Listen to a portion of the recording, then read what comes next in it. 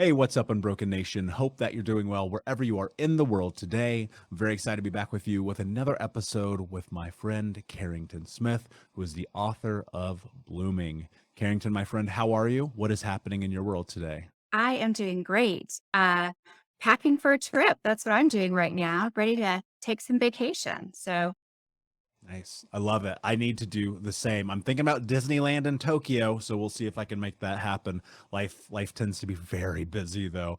So, for those who do not know you, tell us a little bit about your backstory and how you got to where you are today. yeah. So, first of all, I like to refer to myself as ordinary. Although I do have a very unique backstory, I think from my perspective, one of the reasons it took me so long to write the book is because I just considered myself an ordinary person. As I like to say, I'm not a celebrity, a business titan, a recovering addict, a Holocaust survivor. You think about the memoirs that you gravitate to. And it wasn't until COVID hit and we suffered this universal trauma that I realized that all the things I'd been through in life, the traumas I'd been through, prepared me much better than most people for this universal trauma. And that perhaps if I shared my story, it could really benefit others who were, trying to figure out their way through what we were all going through. So just to kind of give you a little backstory, I come from the one thing that does make me different is my great great grandfather founded International Paper Company. And so for those of you who may not be aware, paper used to be made out of rags. And it was my great great grandfather that brought the patent over from Germany to make paper out of wood pulp. And so he founded International Paper, which is the largest paper company in the world. And from that, he founded some banks. And there's on the other side of the family, I had a relative who had a seat on the New York Stock Exchange. I had a brokerage house, also had a bank. So I came from a family that was just really storied in uh, really, really big money. And because of that, there were a lot of expectations that came with that. And with my grandmother who lived that lifestyle, at some point the money was lost. I don't know the story. There's a lot of speculation about what happened. But in any event, by the time you get to me, uh, there's hardly anything left. And so there was a lot of bitterness in my family. That was probably one of the biggest dominant qualities in my family was bitterness about them not getting what the generation before them had.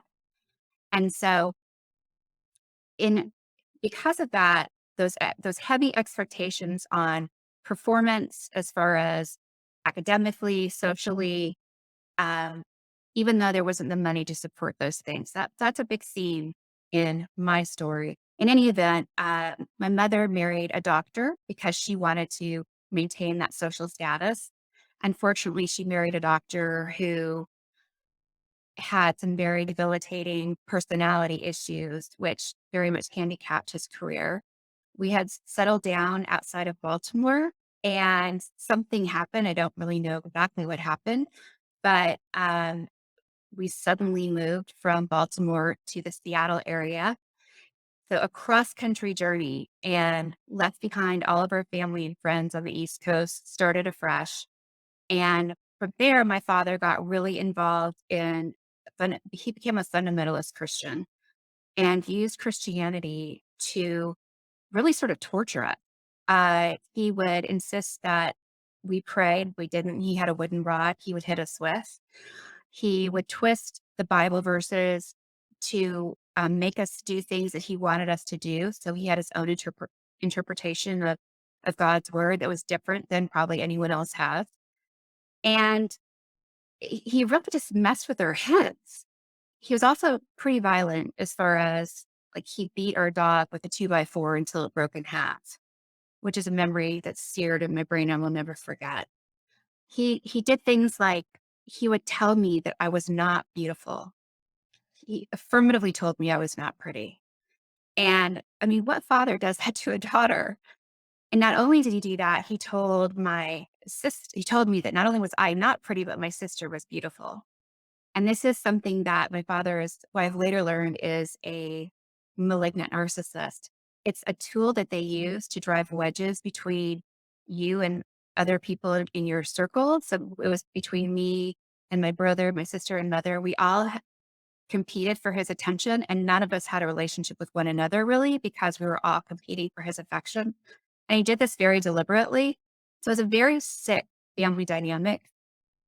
And then finally, early on, I ended up, when I went to college, I ended up getting raped.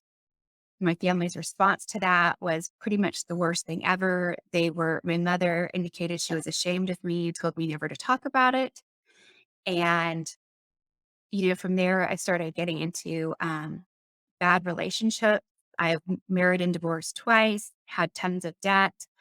Um, you name it. I mean, I've gone through a lot in my life, but the bottom line is this, is that at every turn, at every trauma, I always just kind of was determined that it wasn't going to define me. And this is where I think we all make these mistakes. We're saying, okay, this sexual assault or this childhood trauma, this isn't going to define me. And so we don't talk about it. We think that's the way to have it not define us. But what happens then is it actually comes to control us because we don't get it out. We don't deal with it. And I like to call it the monster under the bed. It actually does define you. And so for me, it took years of therapy for me to figure out that facing these traumas head on and actually, and this is the real revelatory moment, not just confronting them and dealing with them, but claiming them and realizing that is part of my story and that the very most precious gifts and treasures were in those traumas. And by claiming them and taking ownership of them, I was also claiming the gifts that were in those traumas. And that is what propelled me to greatness and happiness and purpose and where I am today.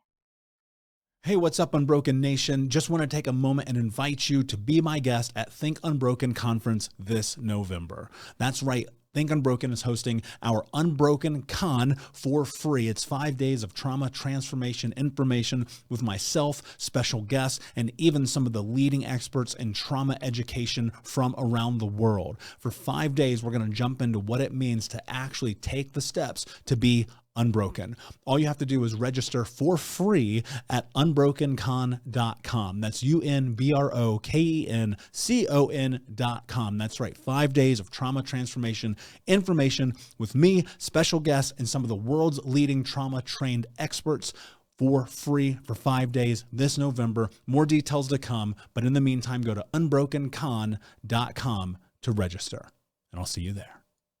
Yeah, that's so incredibly powerful. And your story, my story has so many parallels, right? Growing up in a foundationally Mormon household with a hyper abusive stepfather, drug addict mother, going through so many of those similar experiences, being homeless as a kid, so on and so forth. Like you keep naming it, I'll keep checking off the list, Yeah. right? And I found myself much like you in this moment of creating sovereignty in my life that came from the willingness to effectively own my story, right? You Yeah. said the monster under the bed. And I think that's so important because, and I say this all the time, child abuse is war, right? That the stuff that we go through, it impacts us, it shapes us, whether you fucking like it or not. It creates who you are to an It extent, does. but that does not have to be the definitive understanding of your truth, of your reality. You have the ability to become malleable, to change your environment, to change your world, to change your life. And eventually in owning your story, what happens is you get to that place where you cannot have darkness when you bring it to light. It's Yeah. impossible. Yeah. What I'm curious about, because I think a lot of people listening will hear this and they'll say, damn, you guys have had some fucked up stories. There's somehow you know something, you're special, you're different. But I've always argued that's definitely not the case for me. What was it like? Let's go back for a second, because I think this is really important, because people will, and I used to be this way too. I'd hear stories like this. I go, oh, well, you know what? You just know something I don't know. But what was happening? What was the catalyst? You said, you looked at your life. There must have been a moment, right? Where did this shift come from? Well, there were several moments. Um, I mean, the first one was when I finally did talk about being raped. And the way I did that was I was in a sort of friends with benefits relationship. I literally had 0 normal relationships after I was raped. I mean, honestly, probably maybe to this day. I've been married twice. I mean, like, I just I so hated myself and thought that I was only worthy of sex. So there wasn't that normal dating kind of relationship. So this friends with benefits relationship that happened in law school, which was 6 years later, was the first kind of ish, normal-ish relationship that I've had. And I started to have feelings for this guy and started acting weird. And he's kind of like, "What is with you?" And I sat down at my computer and I wrote the story of my rape. And that was the first time in 6 years that I told the story. And what I loved about writing it, and I think this is important for people to understand, is that a lot of times when we share our stories, people have their own filters and judgments that they immediately put on your story. And so then you feel like you have to shape shift your story, like, because they'll say what really wasn't that bad, or maybe you should have done something different. The beauty of writing it and sharing it is there was no audience there. No one passing judgment, no one telling me to share the story differently or highlight a different part. It was my truth. And when I shared it with him, he expressed empathy and kindness towards me. And this was the first time that it happened in relation to that rape until 6 years later. But that the way he responded to it, and this is such, I think this is more of a woman thing than a man thing. Women, we always feel like we need permission. I felt like I needed permission in a way to forgive myself. There was no forgiving myself. I didn't do anything wrong, but to maybe stop experiencing the shame so much, be more loving and kind to myself and own that part of my story. And once he was so accepting and loving towards me about that, it gave me that permission to kind of start taking the steps to healing from that. And for me, that meant a lot of therapy. So, and then as far as um, other times that were really pivotal in my life, another one would be after I was divorced the second time. And that is when I had a friend who said to me, you probably don't want to hear this right now, but with adversity comes opportunity. And I mean, I was on the floor of my closet crying. And those words stayed with me. And I just kept thinking about that. And I started to suddenly shift from thinking about all that I had lost and given up and what was gone to the fact that I actually had a blank slate and I could start fresh. How many times in life do you get that opportunity? It's very rare. I was like, wow, my parents are so like pissed off at me at this point. I'm now twice divorced.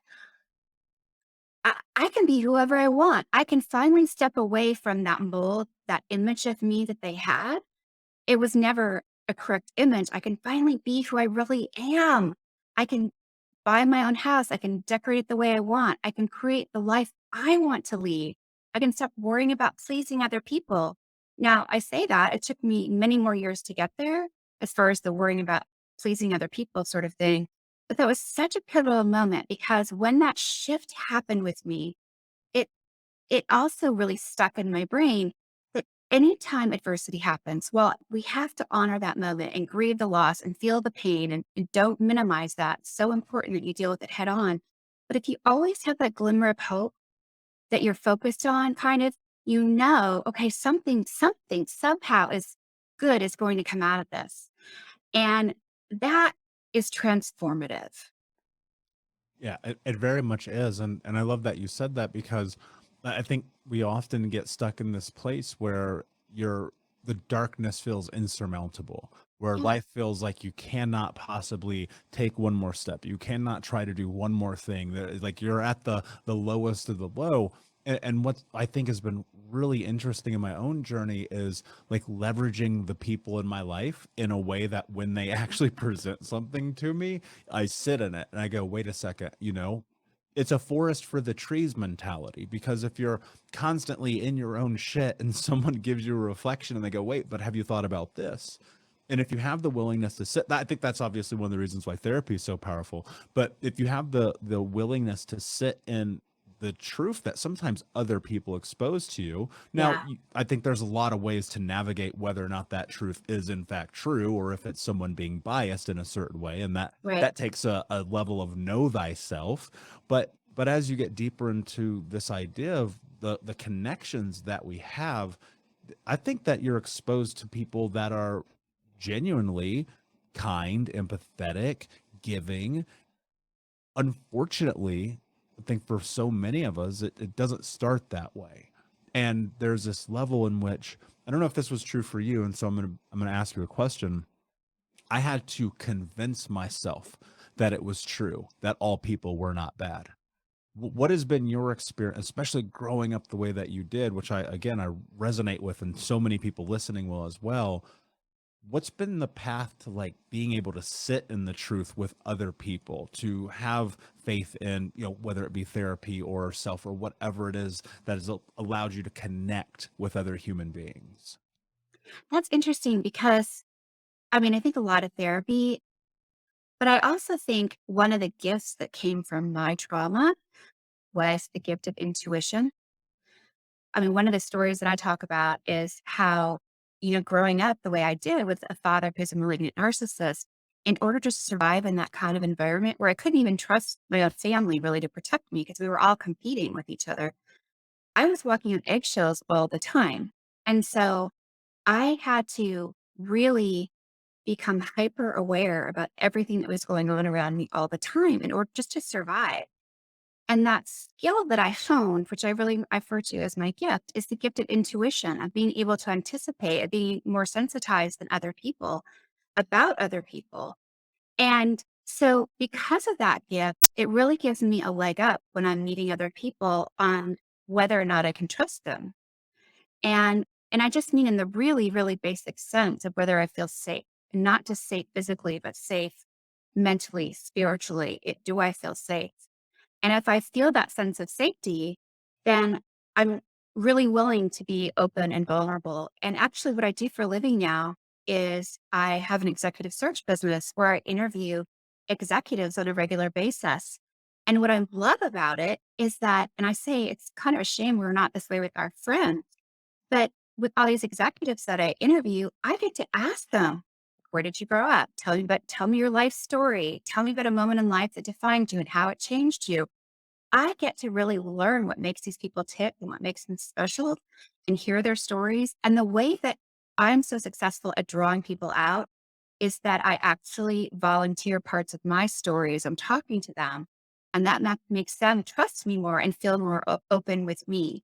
So, anyway, that's my answer to that. But Yeah, that makes a lot of sense. I actually, again, same, like growing up, I had to learn how to read people. It's probably the greatest skill that I have, yeah, other than my skill of the willingness to be publicly embarrassed. So, you know, I'll go get on stages, I'll dance, I'll sing, I don't give a shit, right? But it really was, it held true, and it holds true for so many people, that we have this radar, and it's a survival mechanism. At the it end of the is. day, that's what it is.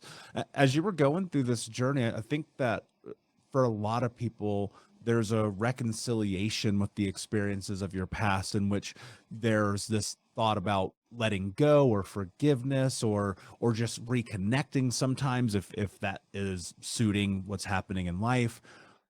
Where in your journey have you found that you've been able to reconcile with the past, or is it something where you've just simply let go? Because I think a lot of people listening will go like, God, that your father would say such things and do such things in front of you, and then you have these experiences.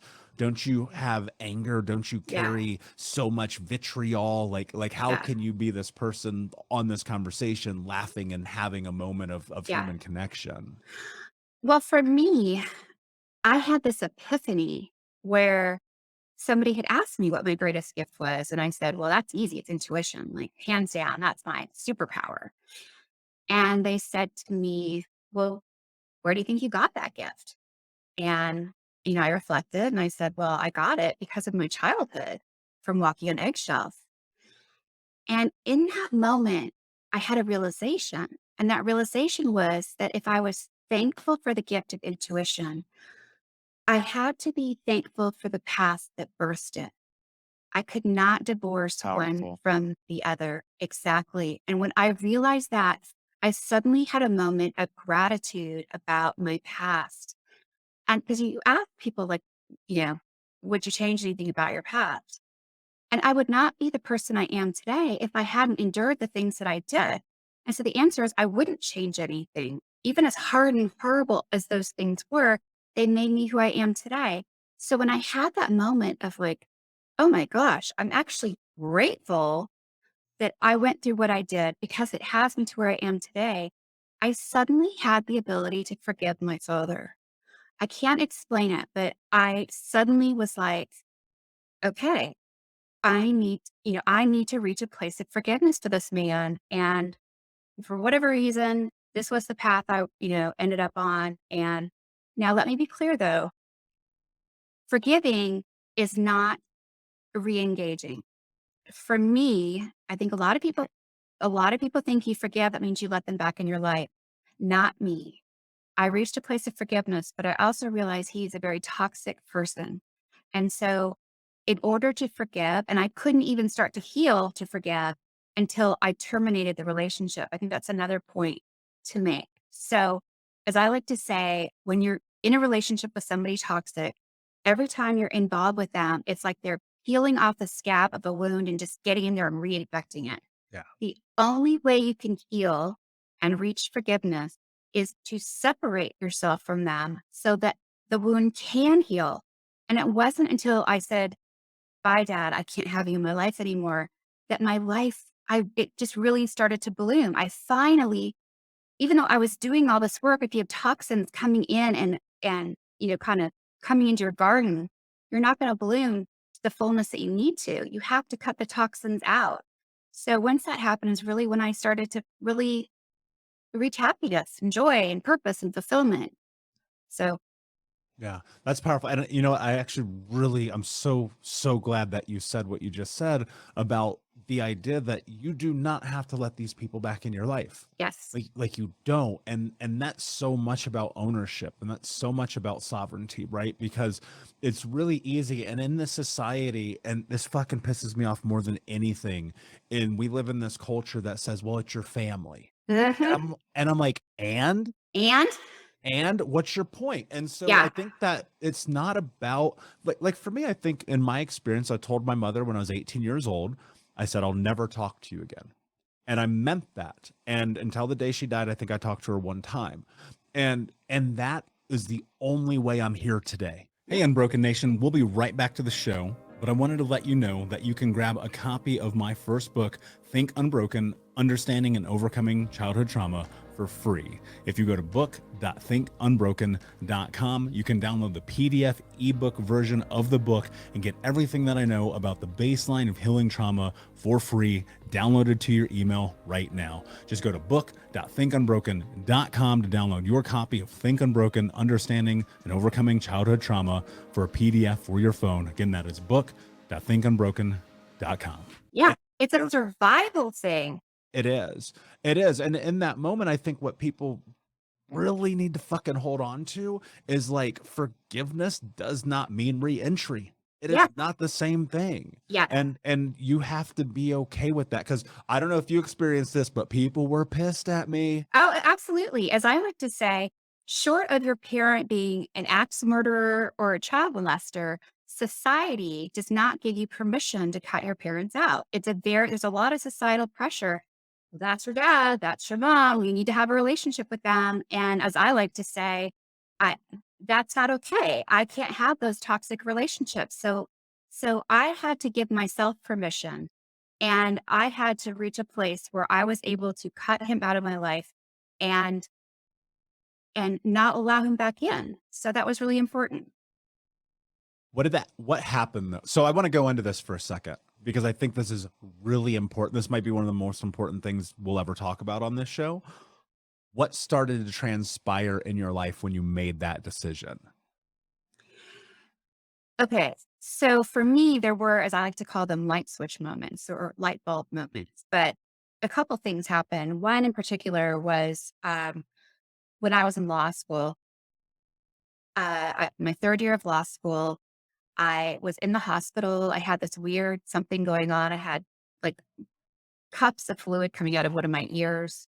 They strapped me onto a table. They injected me in my spinal cord with contrast dye, and they flipped me upside down to see if it was a spinal fluid leak. They wanted to see if the dye would come out my ear.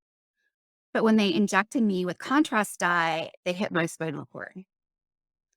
So I ended up being in the hospital for 5 days, getting shot up with Demerol every 4 hours because I was in excruciating pain.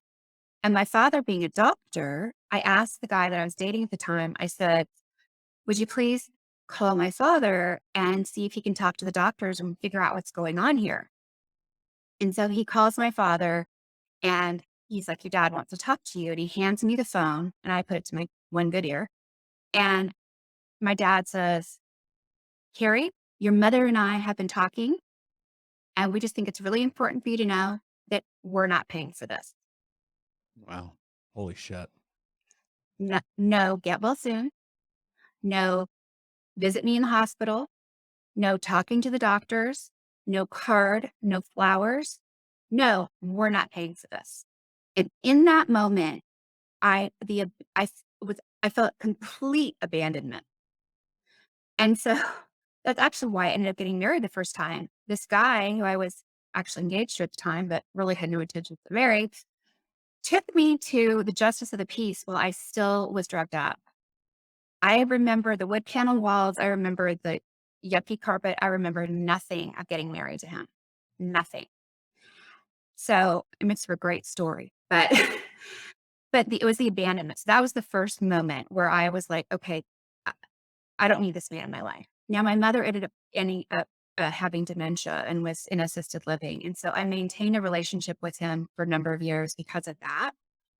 But he right before my mom passed, the year before, he came to visit me on Christmas, and he was there Christmas Day, and um, with my two kids, I'd gone upstairs to very quickly shower, and while I was showering, my boys, I guess, were roughhousing. I don't really know, but I hear screaming and running up the stairs and slamming doors, and I get out of the shower. I'm like half showered. Like, what is going on? And I go and find my son. He said, "Grandpa choked me," and I was like, "What?" And so when as those events unfolded, came to find out that he had indeed taken my son, picked him up by his neck, pressed him against the wall, and choked him. And I was like, look, that was another light bulb moment for me where I was like, you got away with that with me. You don't get to fuck with my kids. It's like that mama bear came out. I was like, get the fuck out of here. And so I told him, you never get to see my kids ever again. But I still maintain contact because he was my father and because he was overseeing my mother's care. After my mom passed away, that's when I was like, why am I talking to this man?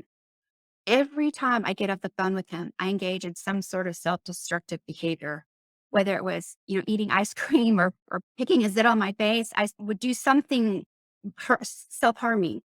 And people started to point that out to me. And I was like, I'm done. I just decided I'm done. And so I was like, this is it. I'm done. I just ended it. There was no point to have him in my life anymore. And he just was causing me harm. And he was not allowed at that point to even see my children. So why even continue the relationship? Yeah. And I think that's one of those things where so many people are in that scenario, and even though it's difficult and even though you don't want to, and I inevitably I can almost wind my watch by it when I am coaching someone, a moment of passing comes where we have a conversation and I say to them, does this person actually need to be in your life? And that's a really really hard conversation to have with people. And it's not saying that maybe on a long enough timeline, circumstances change, people heal, whatever, like that person may come back, but there's a period, to your point, where you have to step into really ownership over exactly what's happening. And I think one of those hard truths is recognizing that you're no longer a child, and Yeah. that person doesn't get a say. Yeah. And that's like literally fucking reprogramming yourself. Yeah. So, but what I want to go into is like what started to happen in your life after that moment? What were the things that you noticed, how you changed, how you grew, how you healed? Because I want people to see, because for me, everything got different. And I want Yeah. to know what happened for you. Yeah. It well, first of all, I mean, I actually before that happened, I spent a year on the couch, literally with a psychologist every day, 5 days a week for a year on the couch, psychotherapy to deprogram me because his messaging, it was like a tape in my head where I immediately something would trigger me and I would go back there. And I was always beating up on myself, telling myself I was worthless, just all this negative self talk. And I'd already done that work, but anytime I would talk to him, it was like fingernails on a chalkboard. I go right back there. So it was really recognizing the dialogue I was having with myself. And I think this is a key point I like to make with people. And that is it's these everyday micro decisions that we make. And part of those micro decisions, the how we view something, how we view the event and the story we tell ourselves, the perspective that we choose that's determinative of our lives. And so for me, understanding that I needed to change the way I was viewing things, shift my perspective, and change the internal dialogue I was having with myself. That's something you'll do the rest of your life. Every day I try to get better about that. I find a new way I can talk to myself. Yeah. But it was, again, transformative. And another thing I did was I did something called healing hypnosis, which I never thought I would ever do anything with hypnosis. But basically, what happens with healing hypnosis is my therapist would have me travel back to a memory and then have my present day self talk to me when that event happened. And so it's creating self compassion and learning to view yourself lovingly, which when you grow up in a toxic environment, we were never treated lovingly. So we don't know how that happens. So to finally get to a place where I'm having a loving conversation with myself saying, you were just a little girl. You were just trying to do the right thing. You didn't do anything wrong, and saying, I love you to me. Um, that has been really helpful. I love that you said that. What role did being vulnerable with yourself play in this?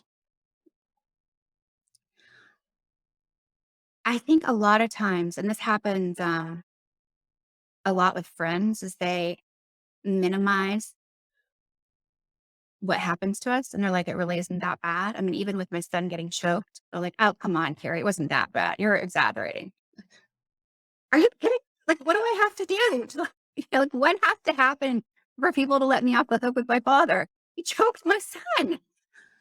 But internally to be vulnerable, I had to really see myself fully and acknowledge the pain that I had experienced because again, everyone else was minimizing it. I had to own it. I had to say, look, all the stuff that happened to me, it really did happen to me. And it really was incredibly harmful. But facing it and again, owning it and acknowledging it and saying, look, this was shitty. This really sucked. But what can we learn from this? What can we take away from this? Where are the gifts in this? Because I like to say, the tagline to my book is, blooming, finding gifts in the shit of life, because shit is quite literally fertilizer. And it's in the messes, failures, traumas of life that we find what we need to bloom into our greatness. So, but in order to harvest those gifts, you have to be vulnerable with yourself and acknowledge your traumas, failures, hardships, and own them. Yeah, you do. And I think that the vulnerability in that is giving yourself permission to not downgrade the reality, right? And because I had the same experience where so often I'd be like, it wasn't that bad. Right. The listeners of this show know when I was 4 years old, my mother cut off my right index finger.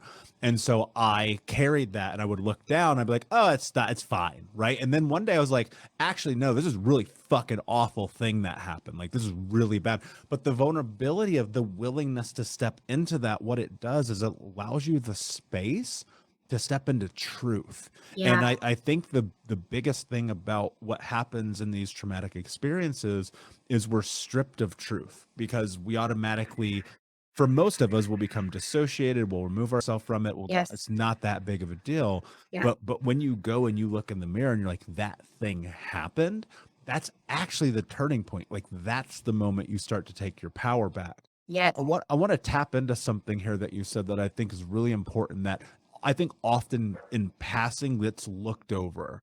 But you talked about this ability to start to love yourself and say I love you and say it's not your fault, right? In the beginning for me, and I'll speak for myself, it was so fucking uncomfortable to be able to do that that it was like for years I just struggled. I'd go look in the mirror and say it and say it and say it. What advice would you give to anyone who's like listening to this and they're struggling? They don't necessarily love themselves. They're still in that place of just so dissociated and so voidant of this. Like, what would you tell them? Like, how do you start? Yeah. I guess for me, um, probably being a mom has helped because, and I know that doesn't apply to everybody, but when you're a mom, I mean, I'm trying to be kind and sweet to my kids and compassionate and loving. And the dialogue I was having with them was very different than the dialogue I was having with myself. Mhm. That's And so important. So many yeah, people need to hear that. yeah. And so this whole idea of the healing hypnosis where I would travel back as my adult self to my former self in that moment, suddenly, it's the mom voice saying, no, no, no, what you did, there was nothing wrong with what you did. You were such a beautiful little girl. You were just trying to, help your dad or try hard or, you didn't do anything wrong. And so I think that being a mom now has helped me because I'm coming at it more from, well, it's the adult me speaking compassionately to the younger me. And you're right. And particularly with narcissism on the rise and such a focus on it, people feel like saying, I love you to yourself, there's something wrong with that. But the truth of the matter is actually narcissists hate themselves. And while they may, yes, yeah. And while they may go around fronting like they're the biggest, baddest thing and desperate for that recognition, if they actually love themselves, they wouldn't need it. And so for those of us who want to avoid being like that, we actually need to engage in that conversation with ourselves because the more we love ourselves, the less we need the affirmation of others. Yeah. And there's freedom in that. And one of the Yes. things that happened for me was this sense of radical ownership Yes. where I think very highly of myself. I do. Because for the first 27 years of my life, I thought I was a fucking piece of shit because of the programming, to Yeah. your point, in the same way that your parents did you. And I think that programming, the only way it changes is you have to affirm what you believe Yes. in a positive narrative, like Yes. through self-love, through compassion, through Yeah. empathy, through grace. Yes. Because the turning point in this journey was like, oh my God, this is so difficult every fucking day, Yeah. right? It's so hard every day. And there were days where I was just like, what's the fucking point of this? Like, why bother? Yeah. Why even like literally why live? Yeah. And I get and it. and what I started to understand about myself, probably more so than anything, was this really strong ability to be compassionate with myself. What do you think? Because I went through the book and it was powerful, and there was so many different takeaways that I had, but I feel like I'm going to be biased if I say what I think. But instead, I'm going to ask you because I think it's more important. What do you think is the number one thing that you left in that book that will help people? I think it's what I just kind of mentioned before, and that's about mindset. And as I like to say, mindset is a muscle. And if we take from our, negative experiences and find the gifts in the shit and shift our perspective and make it a habit of shifting our perspective and looking for opportunity in the adversity, that is probably the most powerful thing that we can do. And it's this daily choosing how we're going to view something that happens to us, whether it's good or bad. And an example I like to give is like, say you get a flat tire. And so a lot of people would be like, my whole day's gone to shit. Everything's gone wrong. Kidding. My schedule, they just blow a gasket, right? Well, what if you take a pause and go, okay, this sucks. Always acknowledge the suck. Don't pretend it's not bad. This sucks. Okay. But suddenly I'm going to be sitting here on the side of the road for an hour or two. I have a found hour or two that I didn't have before. I can call that friend I've been meaning to call. I can listen to that audiobook that I've been meaning to listen to. Uh, I get to reorganize my day. And now suddenly some things had to be canceled that have opened up space to, create time for something else. But it's how you choose to view the event itself that determines the outcome of your life. So all of these things that happen in life, if you choose to view it as my whole life's going to shit, everything sucks, I can't get a break, as opposed to, wow, what can I learn and take from this? When you view it from the, wow, what can I learn and take from this? You stop being a victim and you start owning your power and saying, okay, like, so when COVID hit, I was like, this is the opportunity of a lifetime. This is a once in a generation moment where suddenly, like with the Great Depression, half the Fortune 500 companies were founded. Suddenly, with this pandemic, this is one of those moments in time, one of those rare moments in time where there's going to be a lot of innovation and change. And as opposed to, wanting to hide under, you know, blanket or something, I was like, wow, what do I get out of this? How do I use this opportunity? And it's totally the frame of mind that I approached it with. And that's that mindset is a muscle. It's retraining a brain to look at things differently. And that really is probably the most important thing that there's so many lessons in the book. That's kind of the through line, I think. But I'd love to hear what you think it is. Yeah, I agree. Well, no, that's what I was going to point to as well, because there is this shift that you must make in the way that you're making meaning of your environment. Yeah. Because it's really easy to be, especially in this fucking society, it's really easy to be, woe is me, life is against me, recession, gas prices, like whatever. It's like, yeah, but you know what? You live in the greatest time in history to be Yeah. alive. Yeah. And I think when people are willing to sit in that, and I know that's a difficult truth, and I know that's a hard thing for people to want to sit in. And, I've been on all sides of the spectrum financially in my life, from homeless and getting cars repoed to, going and being in incredible masterminds, but everything in between. Like, I've always kind of just tried to look at life, especially recently, is just making meaning of it for what it truly is, and Yeah. not being so dampened by society. Because everybody, here's the thing about the media that I want people to remember: everyone knows that the media is meant to make you sad. Like, that Yeah. just is the nature of it. So Yeah. instead, think about the positive things in your life. And not every day, look, some days suck, like, that's life. Sorry, hate to break it to you, right? But there's always something that you can look into and look for in those moments of pain, of hurt, of suffering, and recognize that there's a strength that comes out of the backside of it, right? Yeah. And so I totally agree with you. And that was the same takeaway that I had. Before I ask you my last question, my friend, can you tell everyone where they can find you? Yeah.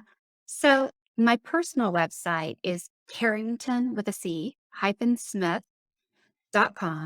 And if you go to Carrington-Smith.com, you can download the first chapter of the book for free. And again, the book is Blooming, Finding Gifts in the Shit of Life by Carrington Smith. And that's available on Amazon.com. And it's also available on Audible. I actually read the book myself, so you can hear me talking about my life story. And then, of course, on all the social media, Instagram and whatnot, it's at Carrington ATX, standing for Austin, Texas. So you can find me Twitter, Instagram, Facebook, all those different places. Brilliant. And of course, we'll put all the links in the show notes for the listeners. My last question for you, my friend: what does it mean to you to be unbroken? It means to me that, as opposed to hiding everything that I was ashamed of, claiming it and making it part of my story and finding the gifts in the shit, that is being unbroken. Beautifully said.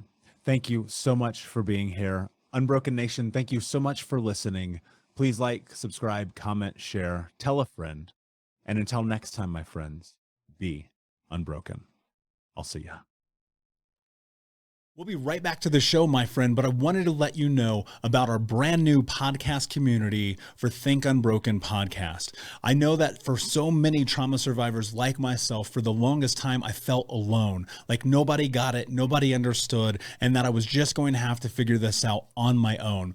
But that's not true. And the reason why we created our brand new Think Unbroken Academy podcast community is so that we can bring all the members of the Unbroken Nation together in a place where we can learn, grow, heal, change, and transform our trauma into triumph. I would love to have you come and be a part of the brand new community. Just check out thinkunbrokenacademy.com or click the link in the podcast description. And I cannot wait to see you there, my friend. Again, just head over to thinkunbrokenacademy.com. And until then, be unbroken. Thank you so much for listening to Think Unbroken. Please share this episode with someone who could use it and help us move forward in our mission of ending generational trauma in our lifetime. And if you would, please take 5 seconds to pop on iTunes or Spotify, hit that 5-star, leave a review, and you can also reach out to us on social at Michael Unbroken or at Think Unbroken. And of course, you can check out our YouTube channel at Think Unbroken. Thank you for being a part of Unbroken Nation, my friends, and until next time, be unbroken.